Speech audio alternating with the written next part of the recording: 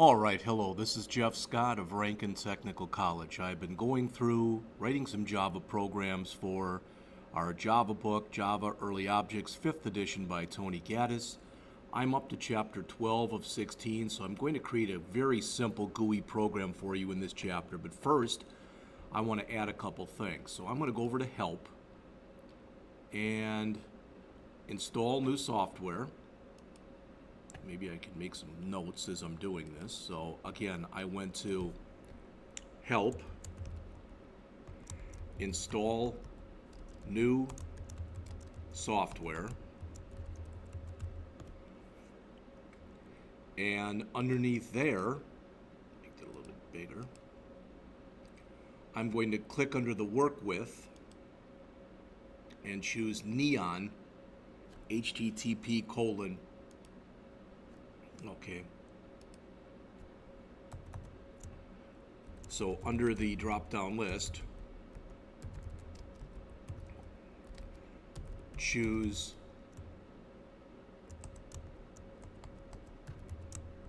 Neon dash HTTP:// download.eclipse.org/releases/neon. Next, I want to choose General Purpose Tools. I believe that's where it is.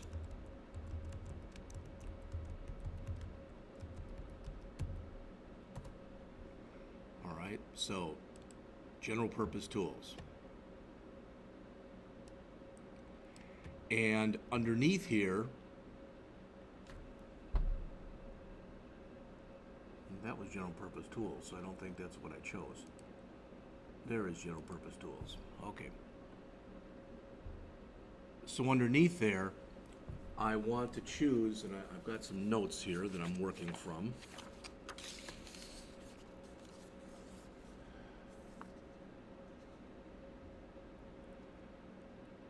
Everything that says Swing Designer, everything that says SWT,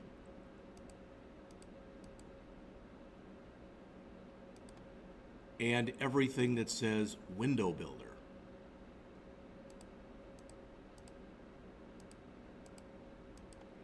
So one more time.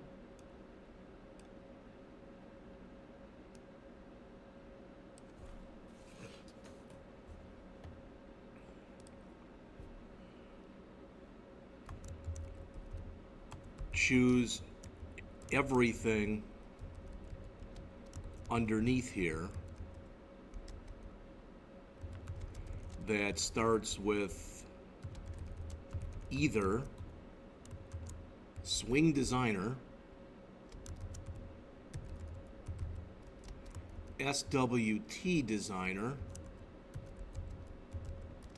or Window Builder.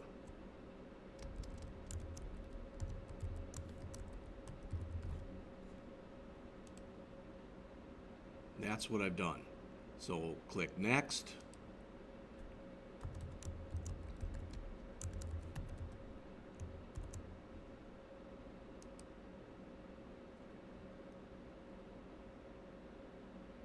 Click Next again.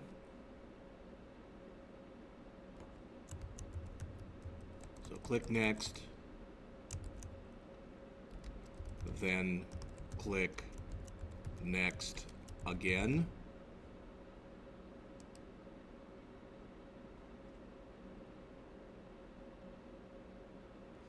Accept.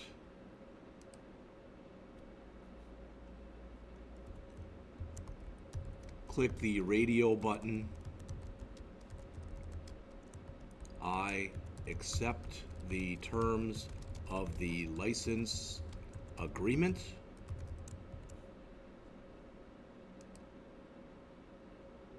And click Finish.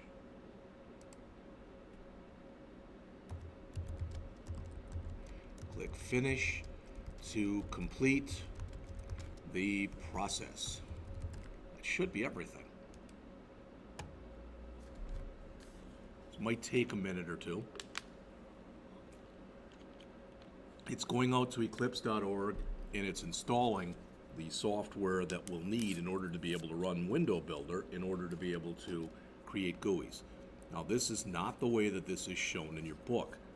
All right, this is a way that maybe it's a little bit older, I don't know, but I actually went online a couple years ago, did some investigatory work on this, and kind of taught it to myself because although there is documentation, it's either very minimal or it's so wordy and there's stuff in there that you really don't need. So this is what I'm going to show you. And again, ideally at least, we're going to create a very simple, and when I say very simple, it's a very minimalistic package. All right. And it says here, you will need to restart Eclipse. Would you like to restart now? So the last step will be to restart Eclipse. All right, I will save this before I finish up today. All right, so I'm back into Eclipse. Now, what I should be able to do,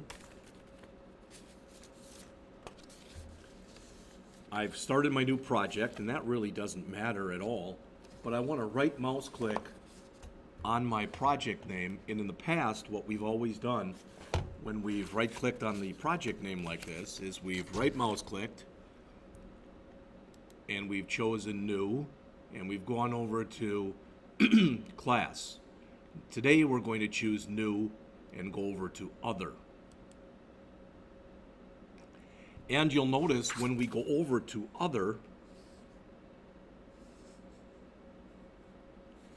we've got Window Builder here. It doesn't look like much, but when you click the down or the arrow,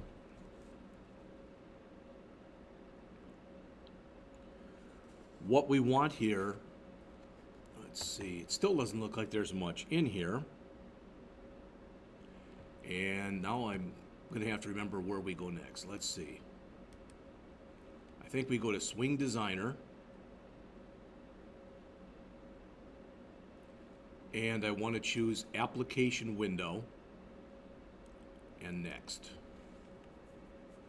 All right, now we have to give this a name. Well, it's a calculator project, so I'm just going to call this Calculator. And click Finish. Now, it's going to do its thing. And you look at it, you'll notice that it's created a bunch of code for me, which is kind of neat. But even more importantly, if I come down here towards the bottom left-hand corner, there's a thing that says Source and a thing that says Design. If I click the Design tab, it's opening the design page, and notice what we have here. This isn't identical, but this is very similar in nature to what we see in Visual Studio. All right, I'm going to give myself some room to work here.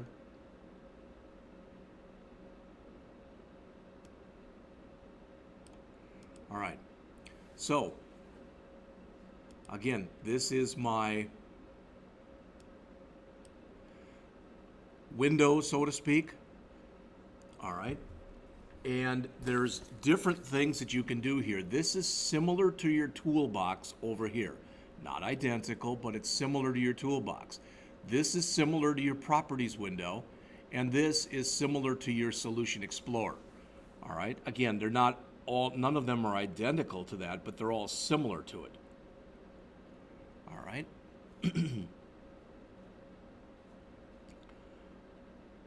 All right.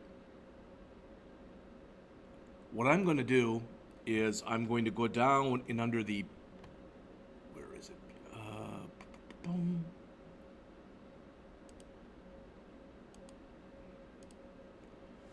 I want to find the layouts, which is right here, and I'm going to choose absolute layout, which means I can put anything wherever I want to.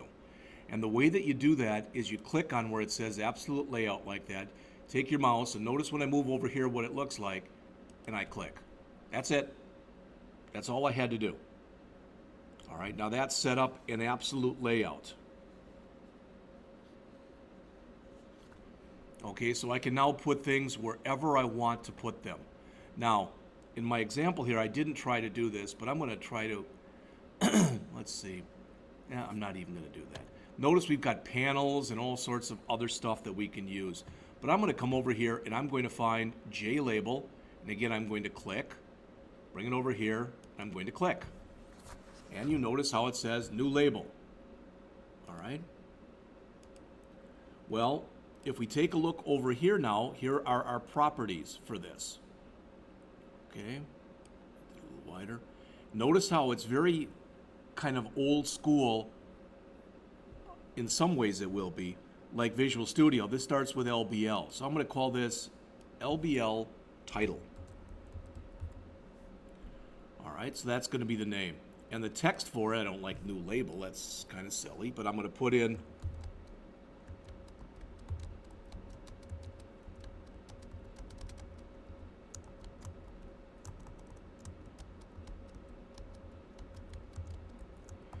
calculator program. Well, there's not enough room for it to fit, so I have to stretch this out. All right. Again, is that beautiful? No. It'll be very functional in just a minute, though. Okay. So, horizontal alignment right now says leading. I want that to say center. Looking better. Font, I like to use an Arial. You can use, of course, whatever you like. But I'm going to use Arial, I'm going to bold it, and I'll make it about 14 points. Okay, it's looking better, I think. All right, I'm going to click on my layout here on the background. Okay, and I'm going to check on the background color, and I can use any of these built-in colors here. All right, let's use the pink. Okay, kind of a softer color, looks okay. All right, and I'm going to go build an interface. So I'm going to click JLabel, drag over a label right here. I'm going to click JLabel again, drag over a label. Sometimes this takes a little work and a little getting used to because it's not Visual Studio. Then I'm going to grab a JText field. So I'm going to put that over here. And grab another one and put that about over here. All right. Now I'm going to click on the label, just line it up here. Click on that label, we'll line it up here. Okay. This will say, we'll call this LBL number 1. And for the text, we'll put number 1. How's that? With a colon on the end. All right, again, we'll stretch that out in just a minute. This one we'll put for text in there number 2. And we will call the label LBL number 2. All right, now let's lasso both of these. Oops, I don't want to do that. Let's lasso both of these, or try to.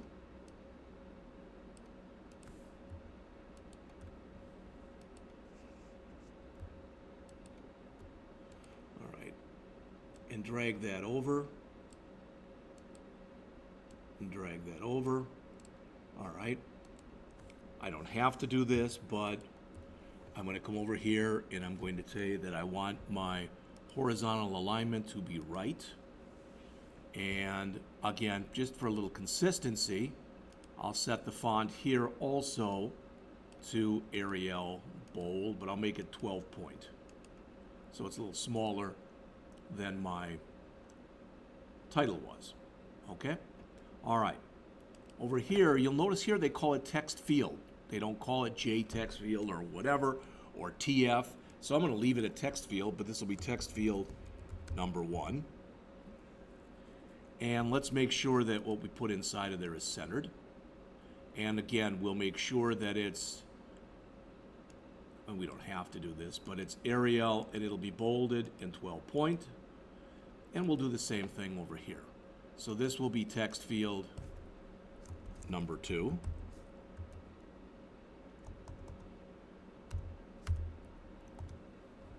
And it'll again be Arial, bold 12 point.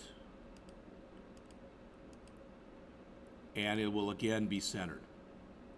All right. text field 2, LBL number 1, LBL number 2, LBL title. That looks good. Now, what's left? Well, I want to put in 3 buttons. All right, and they're very similar to ones that I've been using in other classes. So I'm going to go over to J button, drop in a first one here.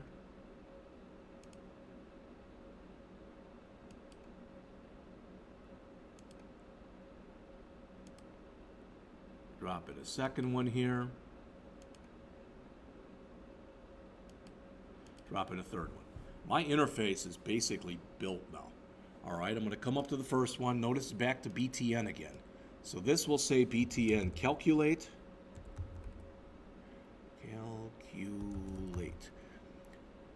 The text on it will be calculate.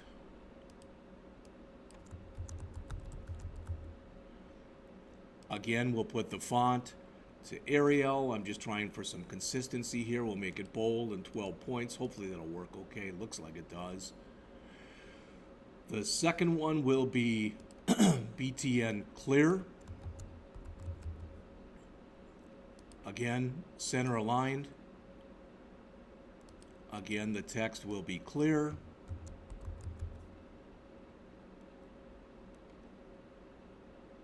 The font, again,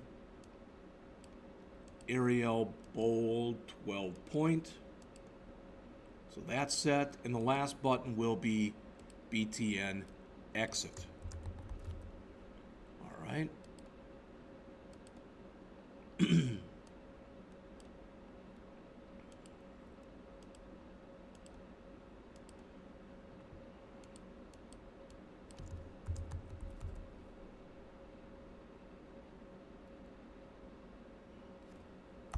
All right, so now everything is built. I don't believe there's a way to lasso all of this and set it to locked, so I think it's just going to stay the way it is. Now, the good news is the interface is built. The bad news is if I run this, it's not going to do anything because, as always, we haven't put any code in for the buttons. So I'm going to right mouse click on the button, choose Add Event Handler, Action, Action Performed. And it puts in our action performed event. All right. And remember, when we want to exit, it's just system.exit 0. Oops. So if we head back to our source, to our design, and let's save. I haven't saved for a while. So let's run this. And there it is. We can put garbage in here. We can put garbage in here. That's not working yet. Calculate doesn't work yet. Clear doesn't work yet. But exit, boom, we're back. All right. So we're a third of the way done, I guess. Let's right mouse click on the clear button. Again, choose Add Event Handler, Action, and Action Performed. Now, one thing to notice is the way that this is set up in Window Builder is it puts everything together. So in other words, there's your button, there's your adding your action listener, and there's the code. Okay, all right there. Which is kind of nice, I think at least. You may or may not agree. So what do we want to do when we click the clear button? Well, we want that to clear, we want that to clear, and we want the mouse, ideally at least, to go there. All right? So let's do that. So the first one is, what was it called? I don't remember. Hello. Oh, it doesn't like this because I put in some code. It says unparsable code. So this first one is called text field number 1, and the second one is text field number 2. All right, so we want to say text field number 1 dot set text. This is how we clear a field out in this language. The name of the text field dot set text to nothing, and then text field number 2 dot set text, set that equal to nothing. All right. Now let's see if we can text field number 1 dot, is it just focus? There's a get focus. Is there a set focus? Just a set focus is all I want. I'm not sure. I'm not too proud to go out and look in Google. How to set the focus in a Java window builder program.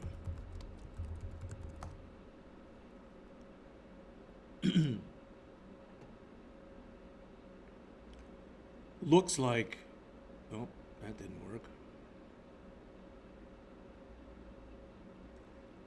It looks like it's request focus. We're going to find out in just a minute.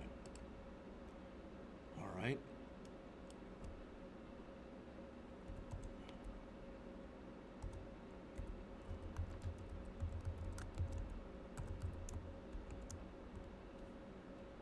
Okay, so there's all of our code.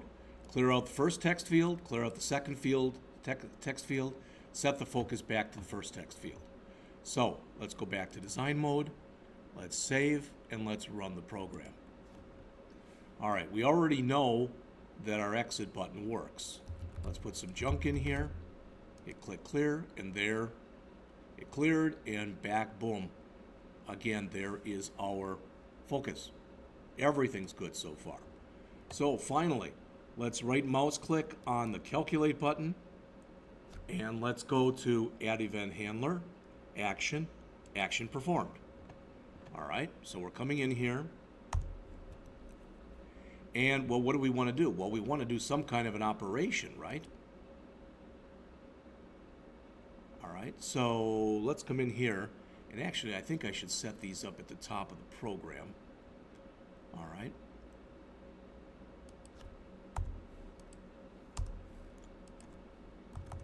So we'll call these programmer-defined variables. All right, I'm going to have int number 1, and I'm just going to set it equal. I'm not going to worry about constructors or anything. Int number 2. Int, well, we got to have a sum. We want a difference.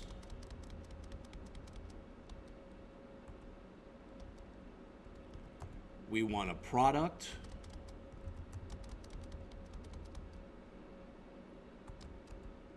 We want a quotient, which will make a double. So we can try to have this be as true to a calculator as possible. And we'll have a modulus.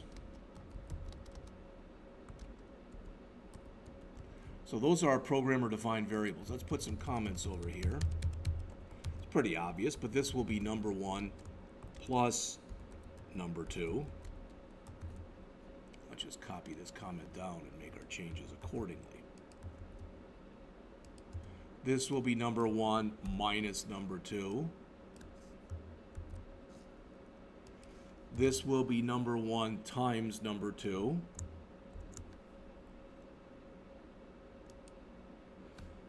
This will be number 1 divided by number 2. Oh, wait a minute. Oh, I'm sorry. These are all wrong. Okay. All right, we'll fix it. We'll fix all this in just a second.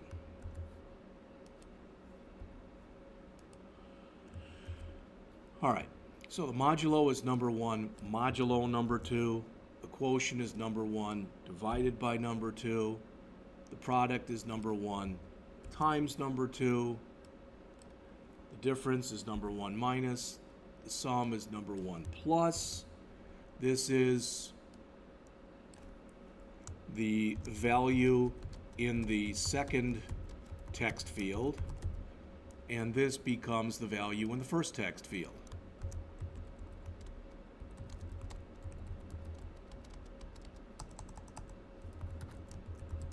All right, that's good. So what are we going to attempt to do here? Well, it should be pretty obvious what we're going to attempt to do. All right, but we're going to put it into a try-catch block.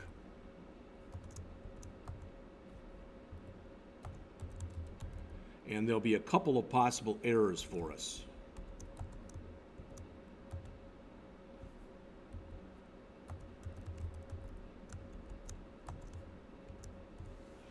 All right, so we'll fix all this in just a second. So the first thing we want to try to do is we want to try to grab the value. Oopsie. We want to try to grab the value.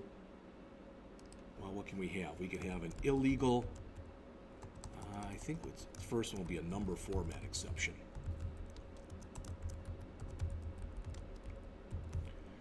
And the second one will be an illegal argument exception.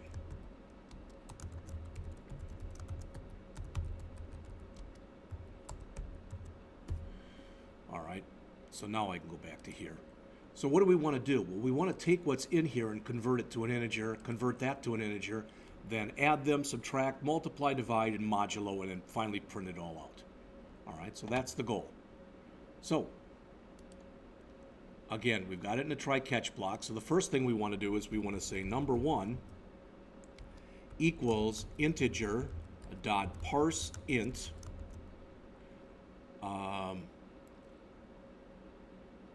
text field number 1 dot get text.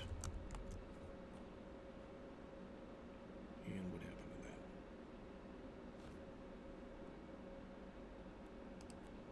to that? So again, we're telling it to go and grab that value in that text field and attempt to convert it to an integer. The second one will be exactly the same, except instead of doing it for number 1, we're going to be doing it for number 2. All right? So, attempt to convert values in text fields to ints. Pretty obvious. Next, perform mathematical operations. Now we've got it in a try-catch, so the only way that I'm going to get to this code down here is if these worked.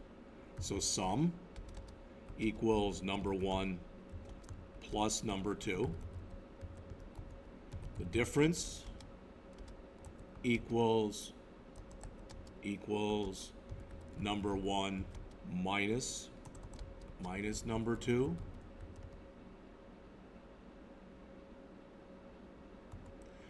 The product will equal number 1 times number 2.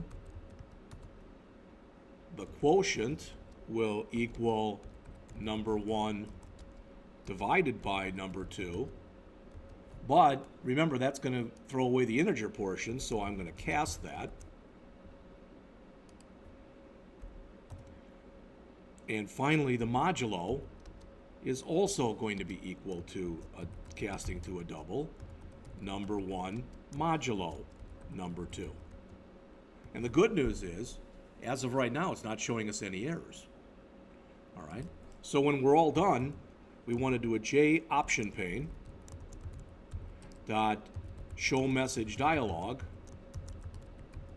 and we're going to say in here null, and then we'll put in our message.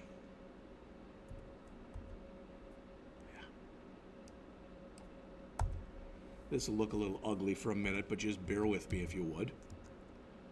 All right, so this will say number 1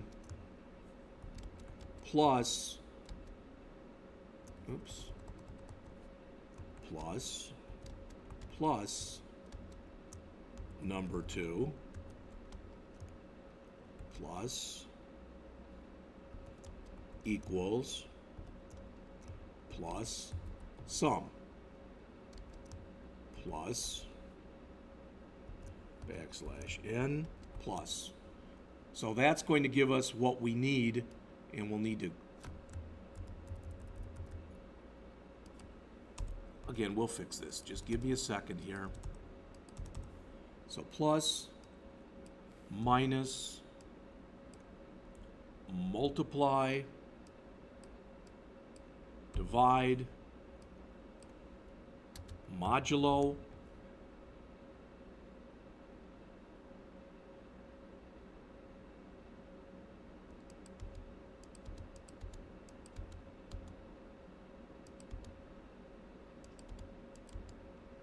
right, and that's going to be, instead of sum, that will be diff, that will be prod, that will be the quotient, that will be the modulus, and since this is the last one, I don't need this, so I'm done. And I forgot a plus sign before all these. Plus space, oops, plus space, plus space, plus space, and plus space.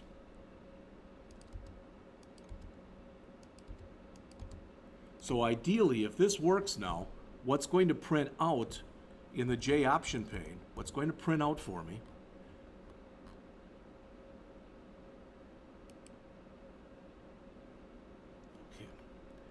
what's going to print out is, let's say I put in 23 and 8. 23 plus 8 equals 31. 23 minus 8 equals 15. 23 times 8 equals, I think that's 184 if I've got my math right there.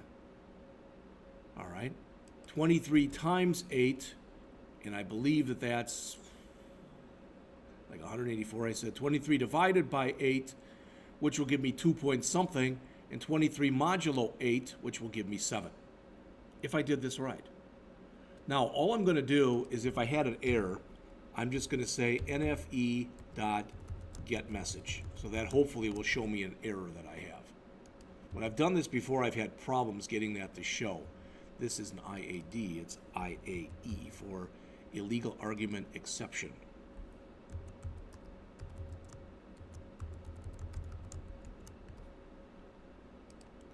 All right, let's save it and try to run it and see what we have. So there's 23, there's 8, 23 plus 8, 23 minus 8, 23 times 8, 23 divided by 8, and 23 modulo 8. Looks pretty good to me. The problem I think I'm going to have is if I leave that blank, and I click calculate, I don't think it's showing me the result, that get message. It's not showing it to me anyplace.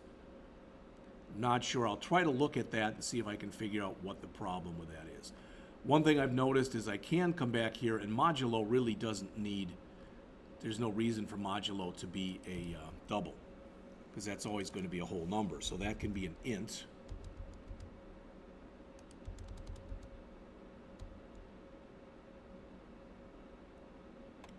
Which means that, oops, I can't put the 0.0 in there then. And then down here, I'll remove that double part.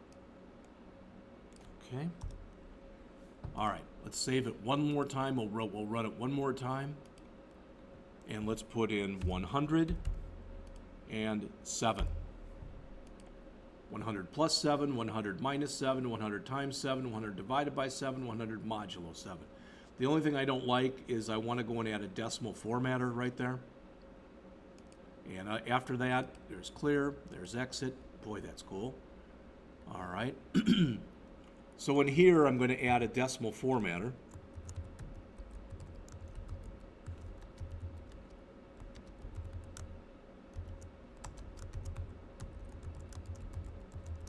And we'll put in here, pound, pound, pound, comma, pound, pound, pound, comma, pound, pound, 0.00. That should be plenty big for any value that we're going to put in here. All right, it doesn't recognize this. If I put my mouse over it, it says, do you want me to import that statement? I click that, and that's now been imported up into here. There's the decimal formatter.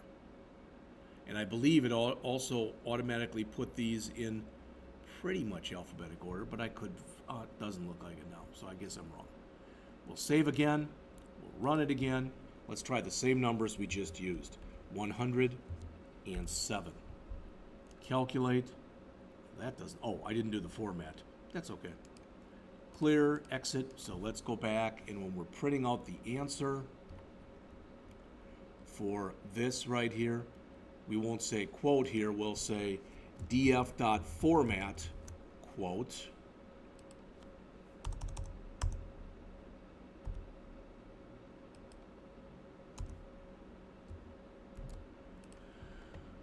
which I believe will just about finish what we're working on. So 107. All right, that looks a lot nicer. So 100 plus 7, 100 minus 7, 100 times 7, 100 divided by 7, 100 modulo 7. So what I've attempted to do in here is to very quickly, and as you can see, very quickly, show you an example of using Window Builder, which is one way, not the only way, but it's one way that you can create graphical user interface Java programs. All right. I like it. It's fairly compact. It writes a lot of the code for you. All right. And like I said, to me, it's just fairly easy to work with. You may or may not agree with that. All right, so let me add a comment up at the top here. It says, this is our first graphical user interface GUI Java program. It uses the Window Builder toolkit to create the interface and help write the code.